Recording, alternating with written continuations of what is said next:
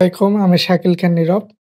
আজকে আমরা কথা বলবো আপনার সিএম বেসিসে আমরা যে অর্ডার নেই, মানে আপনার শুধুমাত্র আমরা সেলাই করে দেব, এ ধরনের বেসিসে আমরা যেসব অর্ডারগুলো ফ্যাক্টরিতে অ্যাকসেপ্ট করি, সেগুলোর ডকুমেন্টস আপনি প্রপারলি কিভাবে রেডি করবেন এবং কোন রকম হ্যাসেল ছাড়া কিভাবে শিপমেন্ট করবেন, এই বিষয়ে আজকে কথা বলবো। আপনি যদি সিএম এর অর্ডার নেন, মানে শুধু সেলাই করে দিবেন এই পারপাসে অর্ডারগুলো নেন, তাহলে অবশ্যই সেটা অর্ডার যখন গ্রহণ করবেন, তখন এটা একদম প্রপারলি সিওর হবেন যে এই অর্ডারের যে ম্যাটেরিয়ালস গুলো মানে আপনার কাপড় বলেন বা অ্যাক্সেসরিজ বলেন বা প্রিন্টিং বলেন, যাবতীয় ম্যাটেরিয়ালসটা আপনার কিভাবে সংগ্রহ করা হয়। যদি বায়ার সেগুলো আপনার এফওসির মাধ্যমে দেয়, ফুল এফওসি ডকুমেন্টস আপনার থাকতে হবে। সেটার বিল অফ এন্ট্রি থাকতে হবে আপনার কাছে। মানে আপনার ওই ইম্পোর্ট যে করছে মানে এফওসি তে যা আসছে সেটার ডকুমেন্টস থাকতে হবে। এফওসির ব্যাংক সার্টিফিকেট থাকতে হবে। এফওসির বিকেএমইএ সার্টিফিকেট থাকতে হবে। তাহলে আপনি যখন শিপমেন্ট করবেন, তখন এটার কোনো হ্যাসেল হবে না বা কোনো কাস্টম কর্মকর্তা আপনাকে কোনো রকম বিপদের সম্মুখীন করতে পারবে না।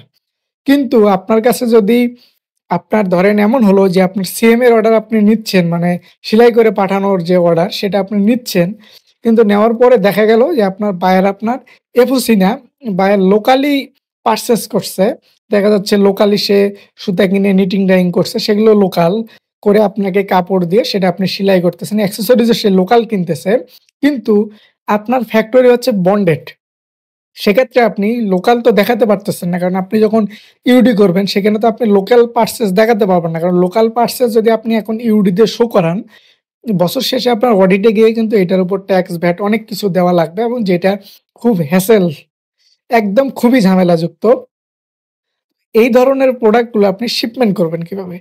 এখন বিষয় হচ্ছে যে এটা শিপমেন্ট করার কোনো ওয়ে নাই। মানে প্রপার ওয়েতে কোনো ওয়ে নাই। যদি আপনি ২ নম্বরে কোনো ওয়েতে শিপমেন্ট করেন, সেক্ষেত্রে দেখা যায় যে আপনার হয়তোবা যদি আপনার নিট কোনো কাপড় শিপমেন্ট করতেছেন, তাহলে হয়তো স্টক দেখে শিপমেন্ট করা যায়। তবে সেটাও আসলে প্রপার কোনো ওয়ে না বা এটাও খুব যে হ্যাসেল ফ্রি সেরকমটাও না। আর এটা আমি শেয়ারও করতে পারতেছি না। কিন্তু যদি এমন হলো যে আপনি সেই জিনিসটা আপনি কনসেপ্ট করে ফেলছেন, অ্যাকসেপ্ট করে ফেলছেন এবং প্রপারলি মাল আপনার রেডি কিন্তু পাঠাতে পারতেছেন না। কারণ আপনার বায়ার সেগুলো লোকালি পারচেজ করছে। যেহেতু আপনি এটা কোথাও দেখাতে পারতেছেন না, তাহলে কি করবেন?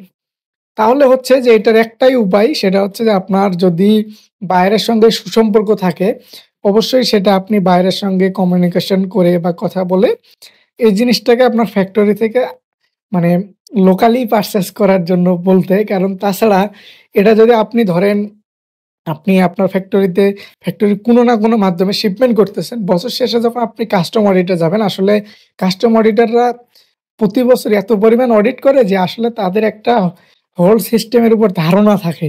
সুতরাং আপনি যদি কোনো ২ নম্বর কোনো কিছু তাদের কাছে উ উপ মানে উপস্থাপন করেন, সেটা আসলেই তাদের চোখে পড়ে এবং এটার জন্য আপনার কিন্তু হিউজ পরিমাণ জরিমানা দিতে হবে এবং আপনার মান-সম্মানও খারাপ হবে। সুতরাং এই সিএম অর্ডার গুলো নেওয়ার সময় আপনারা ৩ টা জিনিস মানে একদম মনে রাখবেন। প্রথমত সিএম অর্ডার নিলে সেটার যে ম্যাটেরিয়াল সেটা পারচেজ কোথা থেকে হবে, কিভাবে হবে? যদি লোকালি করে এলসি তে করলে সেটার সিএম অর্ডার থাকে না। সেটা তখন পুরাপুরি মেইন অর্ডারে চলে আসলো। যদি এফওবি তে দেয় তাহলে সেটা সিএম অর্ডার। আর যদি বায়ার বলে যে, "না আমি লোকালি পারচেজ করব, আমি পারচেজের ডকুমেন্টস তোমাকে দিব।" তাহলে আপনাদের যদি বন্ডেড ফ্যাক্টরি না হয়, দ্যাটস ফাইন। আপনি লোকালি পারচেজ করে সেই ডকুমেন্টস দিয়ে আপনি ইউডি-টিউডি করে শিপমেন্ট করতে পারবেন। কিন্তু যদি বন্ডেড ফ্যাক্টরি হয়, তাহলে লোকালি পারচেজ কোনো কিছুই গ্রহণযোগ্য না এবং এটা আপনি শিপমেন্টও করতে পারবেন না। সুতরাং সিএম অর্ডার নেওয়ার ক্ষেত্রে যারা নবীন কমার্শিয়াল আছেন বা গার্মেন্টস ট্রেডে বা অন্যান্য ট্রেডে চাকরি করেন, আমি অবশ্যই বলব এটা ভেবেচিন্তে নিবেন। কারণ পরবর্তীতে কোনো ক্ষতি হলে বা আপনার হচ্ছে কাস্টম অডিটে ধরা পড়লে বা শিপমেন্ট না করতে পারলে আপনার ম্যানেজমেন্ট কিন্তু আপনাকেই বলবে যে, "আপনি কমার্শিয়াল, আপনি কি জানেন যে এটা কেন জানলেন না বা কেন বললেন না?" এজন্য আমি বলব আপনার যারা কমার্শিয়াল ট্রেডে আছেন, মানে এই ধরনের বিষয়গুলো যদি অন্যরাও কোনো এ ধরনের যদি কোনো সাপোর্টিং বিষয় জানেন, অবশ্যই জানান। কারণ এগুলো হচ্ছে আমরা যদি কমার্শিয়াল ট্রেডে সবাই এই বিষয়গুলো অবগতি থাকি, তাহলে কিন্তু দুর্নীতি বা এই যে ২ নাম্বারি করার যে প্রসেসিং গুলো, এগুলো আসলে দিন, দিন কমে যাবে এবং কমার্শিয়ালদের নামটা আসলে আরো উজ্জ্বল হবে। তো ধন্যবাদ সকলকে। ভালো থাকবেন সকলে।